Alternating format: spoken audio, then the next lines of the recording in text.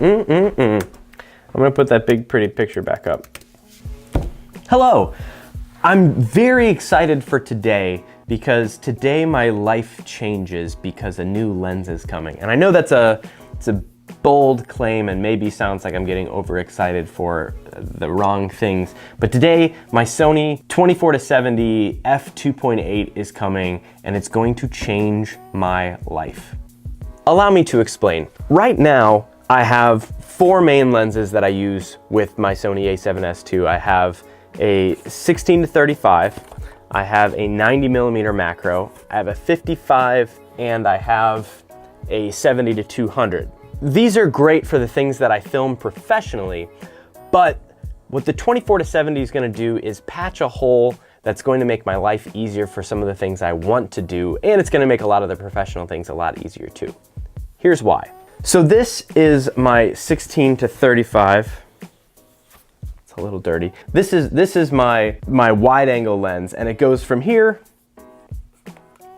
to here. This is 35.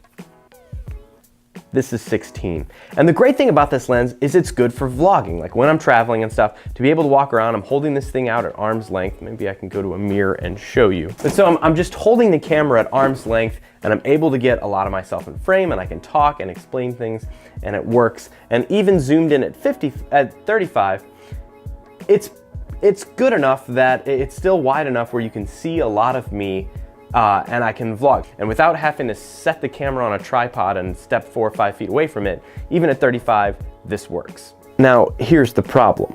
If I keep this lens on the camera, to me, it feels like most of the other like B-roll shots I get, say for huge landscape, just feel like a GoPro. And so like if I were trying to make a video with just this lens here in my studio, and I was trying to show you some of the gear, for example, this lens is great, I can talk to it, I can explain things, but then when it comes time to shoot stuff, it looks like this. Everything is sort of wide. If I wanted to show like some of the details of my cables and stuff, like I can't really get, like I can zoom in, but it's not really the look that I want. It feels very wide, it feels very impersonal. So when I want something to look cool and cinematic, I want a focal length that's a little longer, that can get me a little more zoomed in. And here, I'll show you. So this is the 55mm, and you can see that it's already, I'm holding the camera in about the same place that I was before. So with this 55, we get in a little closer and it gives us like a different perspective a little bit.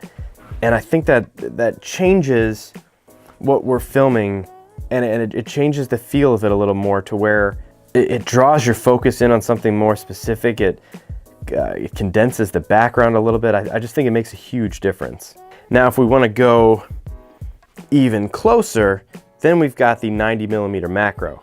Now, this 90mm macro gets in even tighter than that 55. But what's cool about this macro is when you get in super, super close, the detail that you can get and the focus you can bring to your viewer is just uncanny. And it gives you this range. And so when I vlog, when I go on trips and stuff, I want to be able to mix these things where I've got shots of myself talking, but then I also have shots with things like this that you can add these cinematic movements to, and you can tell a story without being limited to that only, you know, super wide field of view. The drawback here is this.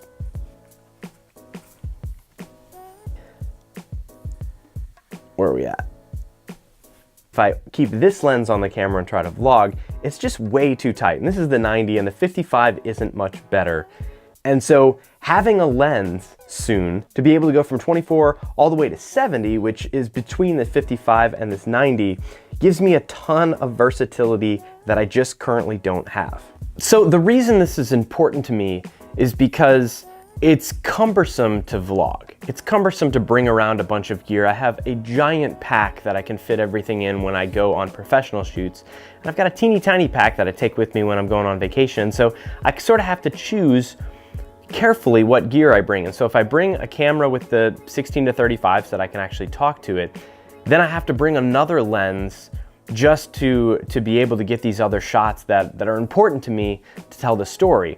And so this lens that's coming, this 24-70, it's gonna allow me to do what I wanna do without having to bring extra lenses and switch lenses in the middle of something. That was one of the things when we went to Colorado where I wanted to shoot some different stuff, having to switch where if I wanted to say something to the camera real quick, if something happened, having to switch lenses to the wides so that I could talk to the camera, and then switch lenses back to the 55 or the 90 so that I could actually show what I'm talking about was difficult, and it slowed things down, and I think it sort of held back what I wanted to do with the vlog. And so I'm very excited for this lens because it's going to change what I can do, or it's gonna change what I'm willing to do with this vlog due to its convenience. So, as quickly as I can, given this new freedom to shoot the vlog the way that I wanna shoot it visually, what am I gonna do with this vlog? And I'm gonna reference quickly, there's a book called Steal Like an Artist by Austin Kleon, which is an awesome book. If you're at all thinking about trying to do anything creative, I really recommend it. And there's a big part that resonated with me about originality. And when you're creating YouTube videos, it's so easy to have your stuff look like stuff that's already created elsewhere. There's so many great travel vloggers and daily vloggers and people who sit at their desks and talk to you that I probably look like a lot of them. It's easy for me to get discouraged by that. And so there's a great argument in the book about pick some of your favorite creators and imagine what you could create if you were directing them. If you combined all of them and you got to direct this team of your favorite creators, what would it look like? And for me, that's Casey Neistat's storytelling.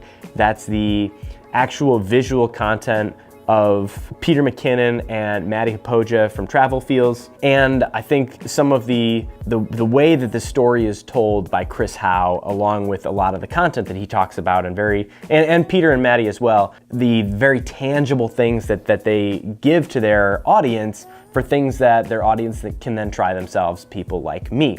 And so if I could direct all of them, what would it look like? And is that what my vlog looks like when it gets to be exactly what I want it to be? Combining that feel with the convenience of the gear that now sort of frees me to shoot the way I want to shoot, the story that's left is a story I'm really excited about, and it's my story, and it's a story where I got to wake up today and come to my studio and shoot stuff, and that's a dream come true. And so fast forwarding to where I see it in the future, and let's hope the near future, to be transparent, ideally what I want is to have 60 to 70% of my revenue come from contract commercial video work, where I'm working with brands and organizations to tell their stories, where I'm doing it in a way that's fun and exciting, and that's, I think, visually captivating and that plays to my strengths. And then to have the remaining 30 to 40% of my revenue come from the YouTube channel and my brand here, and the lifestyle brand Plays Not Points that I just launched, and to have revenue from sales of clothing and stuff from Plays Not Points, to where that could generate enough revenue that I could work with other local designers to create cool stuff and have a platform and an audience for them so that I can share this momentum with other creators and designers. And series like doing the series What Have You Learned, I'd love to take that to the next level and start to build an audience and to put that in a place where I can maybe monetize it to raise what it's capable of doing instead of just being a completely volunteer passion project, which is fun, but I want to do more and more of it, and it needs to pay for itself. And so splitting this where I can start to have revenue from this exciting storytelling side and revenue from the commercial and actual contract side, living in the middle of that is where I want to be. And so hopefully I can make this vlog series talk about some of these interesting things starting after this one. Thanks for your patience. So if there's stuff going on that you want to do or you want to learn, or stories you want to tell, or stories you want to hear told, I've loved the comments that have come in the past few months especially. It's gotten more exciting where there's always a comment or two where there's a handful of likes each time. That means a lot to me. And if you're into subscribing to YouTube channels, consider subscribing to this one, because it means a lot to me and it helps justify the amount of time I'm putting into this right now. I know that it's only gonna be hard for a while, and it makes it more enjoyable, these little things, and a tiny comment honestly means a whole lot to me. And so if you're into it, if you even made it this far into the video, thank you for watching, and thanks for being a part of this. It does mean a whole lot to me. I was gonna, like, when I woke up this morning, I had in my head that I would do this vlog and I would like tease this lens out, and then I would get it, put it on the camera, and show you. But I think it's just, this is already way too long. It's gonna be a separate video.